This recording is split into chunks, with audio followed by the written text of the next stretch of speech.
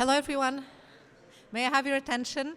Thank you again, everyone, for joining us today. I hope you had an interesting morning listening to all the different talks across the different sessions. Now for the lunch, we have a very interesting talk. It's like on the general problem of understanding the brain and how the brain works. So this will be presented by Professor Matt Golub, who's an assistant professor here in the Allen School. He has a PhD from CMU and did a postdoc at Stanford before joining us here. And his work is extremely interesting at the intersection of neuroscience, neuroengineering, machine learning, and data science. And he has already been recognized with multiple awards, in particular, a very prestigious K99R00 award from NIH. So we are really excited to have Professor Matt Golub with us today. Welcome.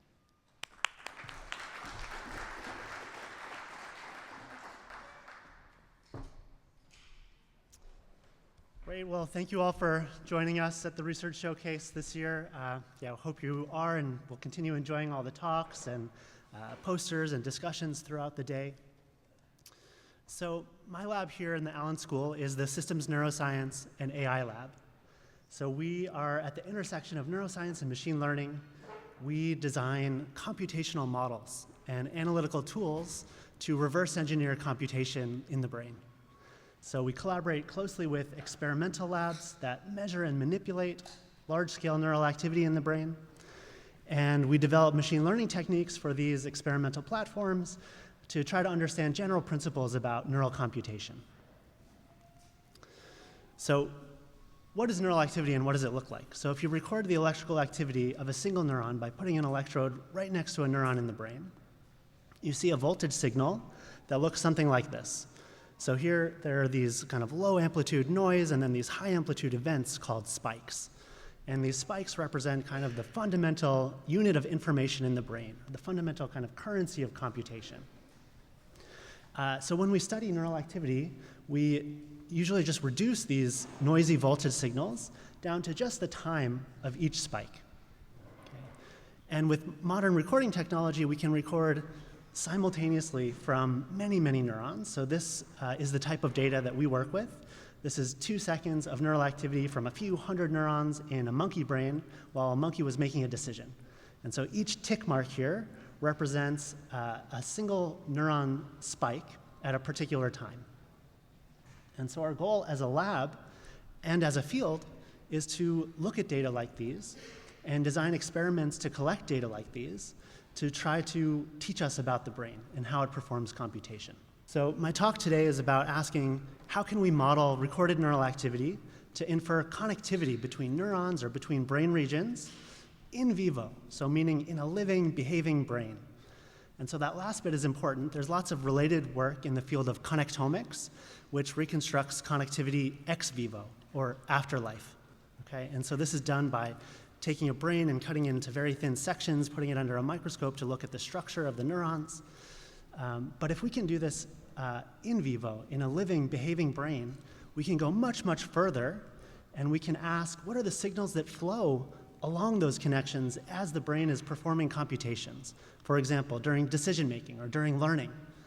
And if we can crack these problems, that will set us up in future work to understand how different brain networks perform distributed computation. So through their connections, through the dynamics of the activity that flows through those connections.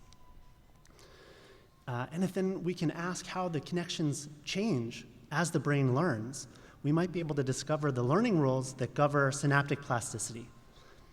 So all of this is kind of aimed at trying to understand how our brains compute and learn to drive our flexible behavior. And advances there can and have inspired innovation in AI systems and for new approaches to improving the health and function of our brains. So I'm going to structure the talk in kind of 2 vignettes today.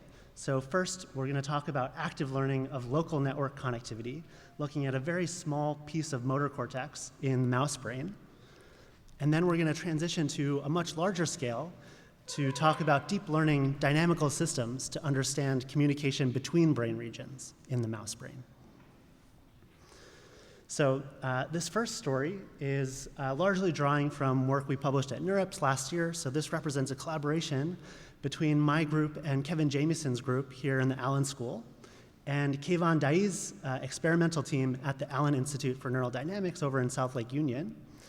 And this work was co-led by Andrew Wagenmeiker right before he graduated as an Allen School PhD student, and Lu Mi, who was a postdoc working with my group before she left and started her own lab at Georgia Tech. So this project is focused around a very powerful microscope for optically measuring and manipulating neural activity. So this microscope images a square millimeter of motor cortex in a living mouse brain, capturing hundreds of individual neurons, which are annotated as these red dots. Okay, so the microscope has the power to resolve the cell bodies of these neurons, kind of the biggest part of the neuron, but it doesn't have the power to resolve the 10,000 synapses that each neuron receives from other neurons. Okay, so we want to try to infer that connectivity from the activity in the network. And so this microscope can actually film a movie of the firing of these neurons. And so you might say, okay, I thought we said spikes were electrical signals, voltage signals. How can we image voltage signals?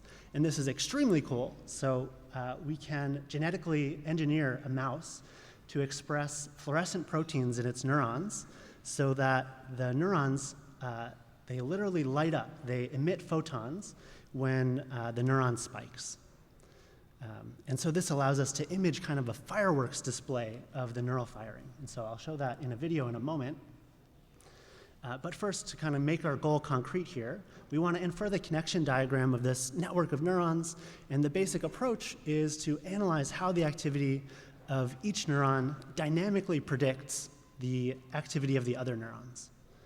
Okay, so now we may have some statisticians in the audience who will tell us that this is not enough to establish a causal link. So one neuron could be predictive of another, even if they aren't physically connected. For example, they might share a common input.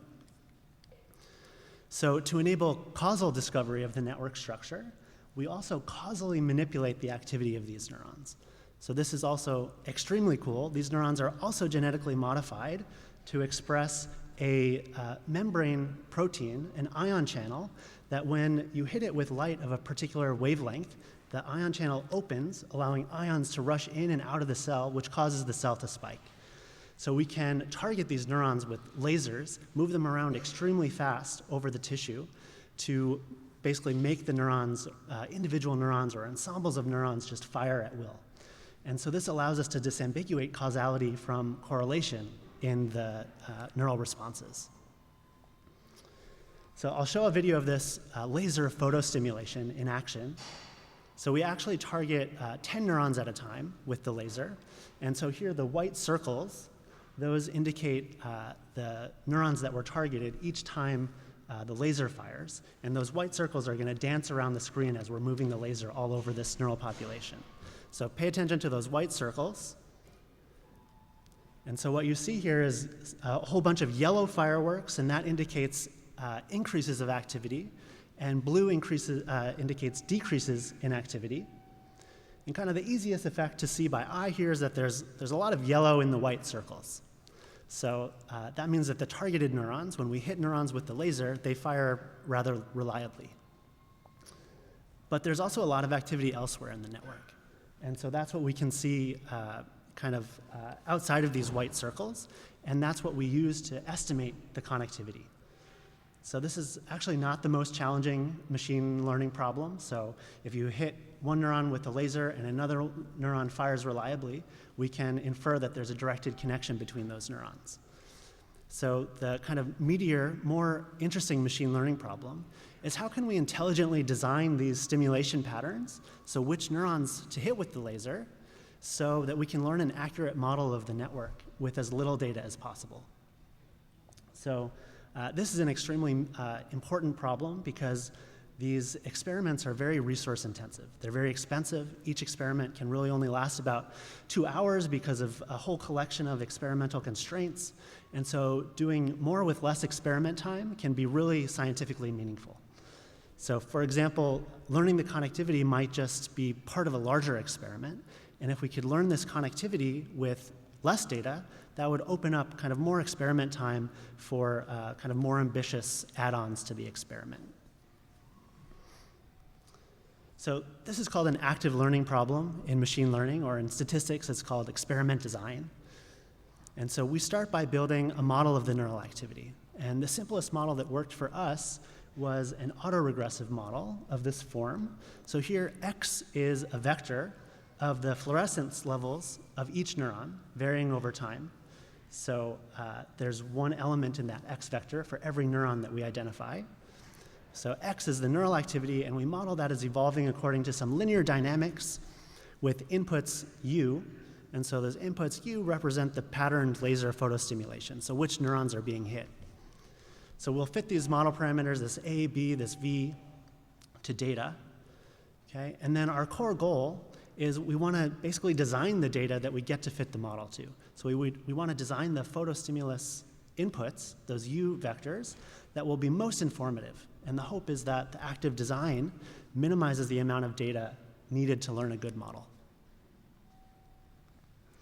So Andrew cranked through the active learning theory here, and he derived this key result, which states that the precision of your estimated model is proportional to the amount of photostimulation input that's directed into the leading right singular values of that input matrix B.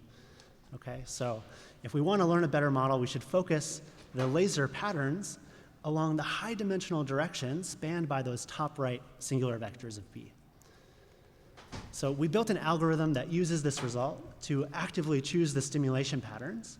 And what we find empirically, both in simulations and in real experiment data, is that we can achieve up to a twofold reduction in the amount of data required to reach a given predictive power.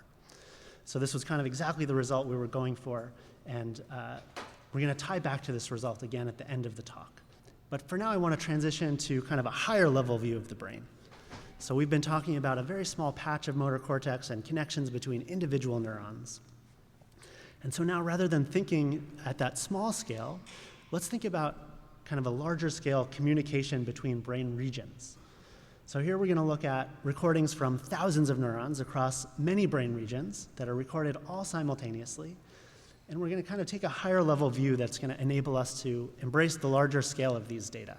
So we're going to do what we do best as computer scientists. We're going to seek the kind of right level of abstraction at which to pursue a problem. And here, a communication channel is kind of like a higher level abstraction of this neuron-to-neuron connectivity. So this is work that we presented at ICML this year. This was led by Belle Liu, a very talented graduate student in my lab, along with a brilliant postdoc in the lab, Jake Sachs. So the premise of this project is that neural recording technologies now allow us to record simultaneously from thousands of neurons across dozens of brain areas.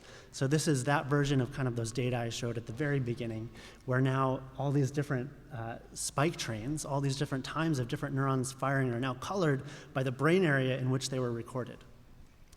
And so the problem here that we're interested in was, given this large-scale neural data, can we infer on a moment-by-moment basis who's talking to whom? So which regions are communicating with each other? And what are they saying? So what are the signals that are communicated moment by moment? So in this work, we said, let's try to infer this communication just from observational data.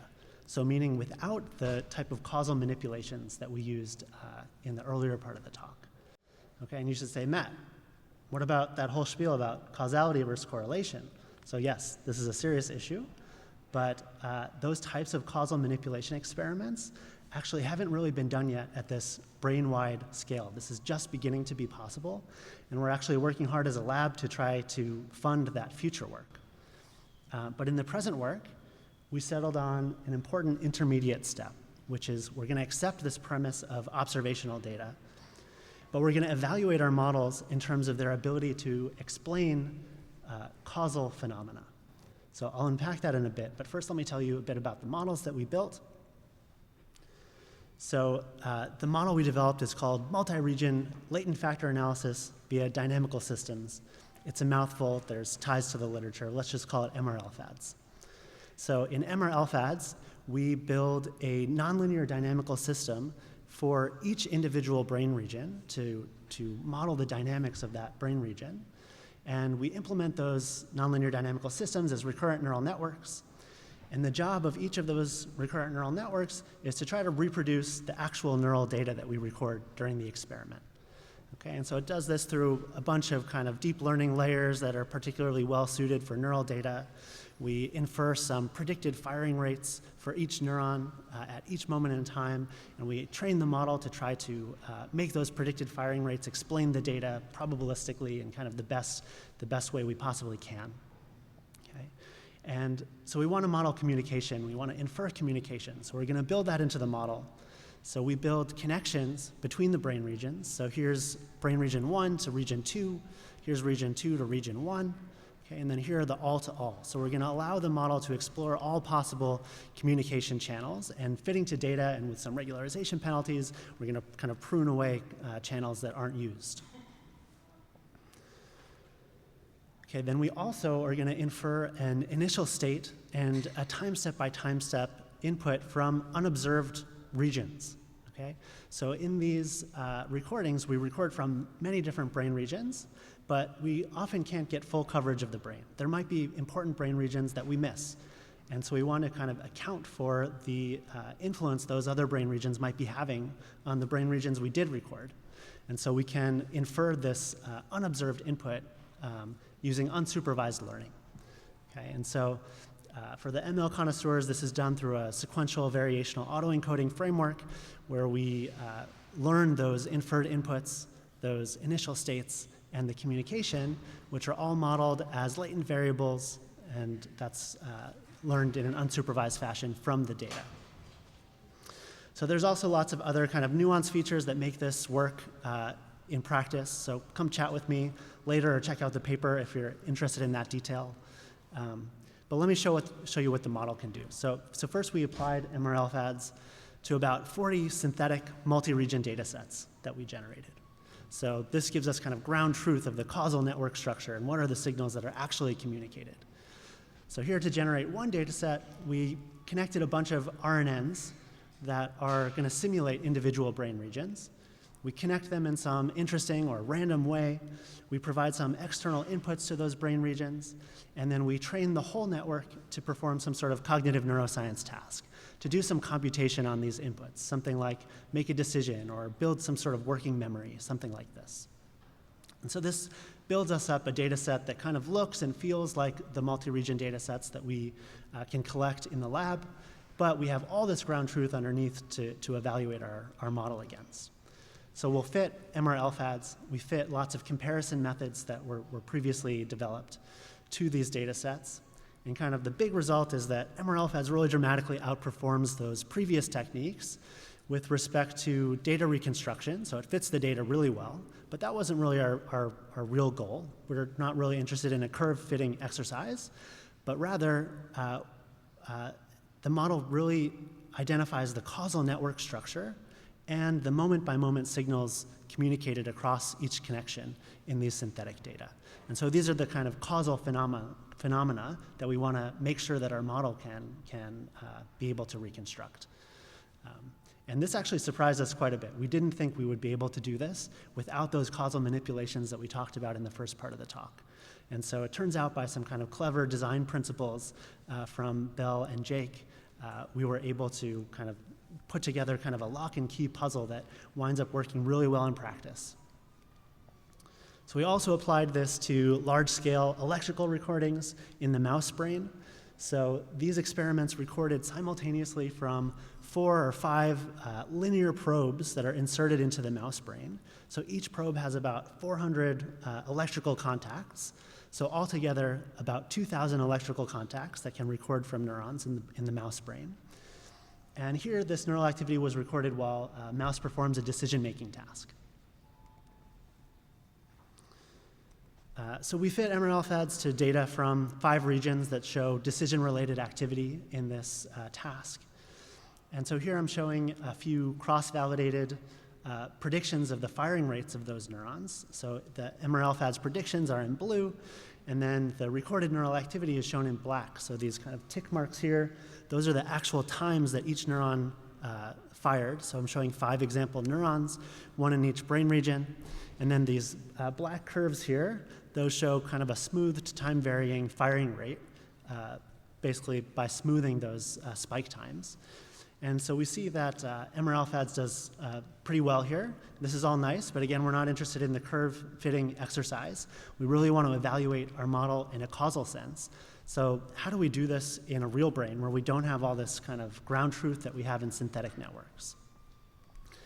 So here, we took advantage from the fact that in a subset of the experiment, one brain region was causally manipulated. So using optogenetic techniques similar to what we discussed earlier, light was used to photoinhibit or turn off one brain area. So here that was the anterior lateral motor cortex, or ALM. And so we then wanted to ask, without ever seeing these photoinhibition data, could our model explain the causal brain-wide effects of that photoinhibition? So first, to kind of give you a coarse view of the data. So here I'm showing the average change in the firing rates of the actual neurons in these 4 other brain areas in response to that ALM photoinhibition. And so we simulated this photoinhibition in the trained MR-LFADS model.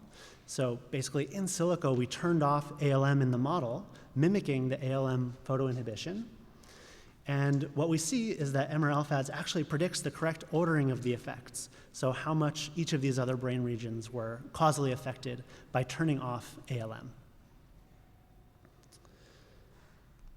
So I'll summarize now. So we first talked about how we can use active learning with photostimulation for data-efficient discovery of causal network structure. Okay, then in large-scale multi-region settings, we found that with the right models, we can fit to observational data collected without causal manipulations, and we can still explain causal phenomena. So moving forward, we're very much thinking kind of in the nexus of these 2 fronts. So can we do active learning in nonlinear models, deep learning models, effectively generating AI-guided causal manipulations? So experiments where we let the model tell us what data it needs to improve. We're also really excited about some basic neuroscience studies that are enabled by these tools. So for example, if we can measure the network structure, then have an animal learn something that requires using those neurons, changing the way those neurons are used during learning, and then we can measure the network structure again after learning, then we can study exactly how the brain changed during learning, what connections changed, and that can help us understand kind of the learning rules that guide synaptic plasticity in our brains. We're also interested in interpreting and understanding these communication signals and the brain-wide dynamics that we can infer with these models to try to help us understand how decision-making computations are implemented in the brain. Okay, and finally, if we can model the dynamics of neural activity, and we can model the effects of these targeted circuit manipulations, what about closed-loop control of brain states? So imagine an airplane. We have great computer models of flight dynamics and how adjusting control surfaces can guide the flight. So naturally, we have computers that can fly planes on autopilot. Can we do the same thing with the brain? So I know this sounds a little bit sci-fi, but if we got this to work, we could test all kinds of theories about how neural activity drives computation and behavior causally, and it could be quite powerful also for clinical applications. So where people with psychiatric or neurological conditions might really benefit from their neural activity being steered away from pathological brain states and instead toward more healthful brain states. So with that, I'd like to thank my lab, our collaborators, Jake Sachs, who contributed to the second project I shared with you. He's giving a talk on a related project on learning in the brain. If you're interested, check out the AI for Biology and Health session right after lunch. I also want to thank those who've generously supported our work. And if anyone wants to learn more or just chat, come find me after the talk, or please email me so we can set up a time to chat. And I'd be happy to take any questions.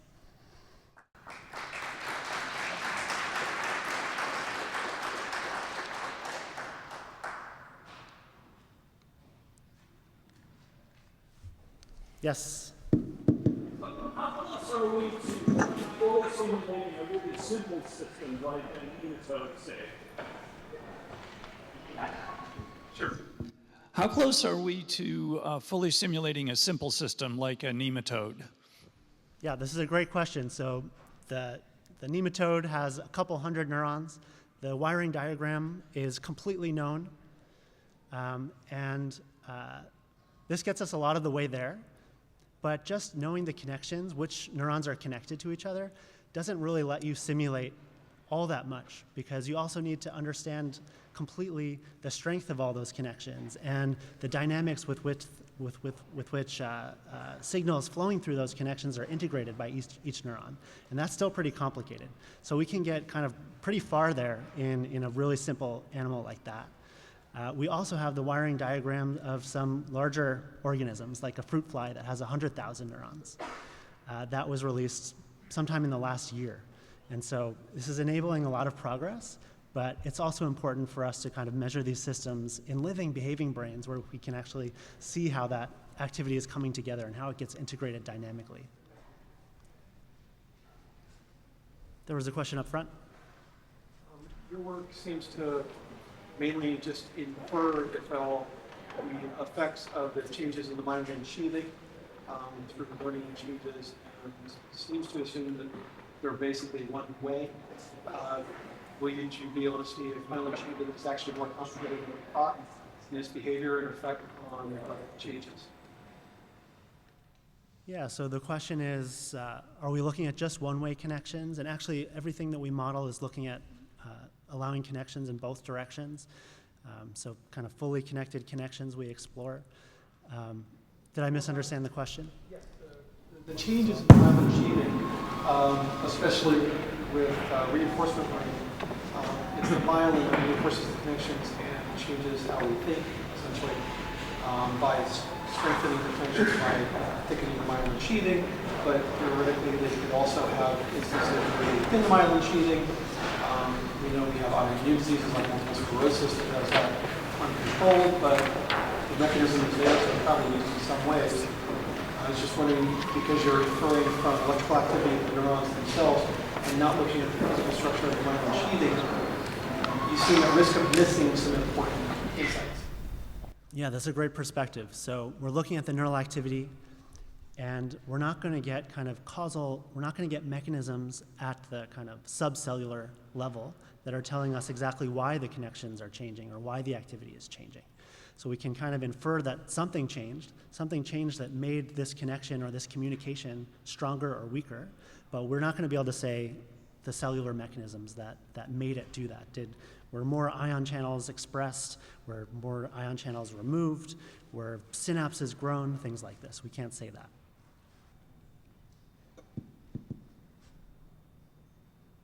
All right. Well, thank you all for your attention, and would be happy to chat with anyone afterwards. Thanks a lot.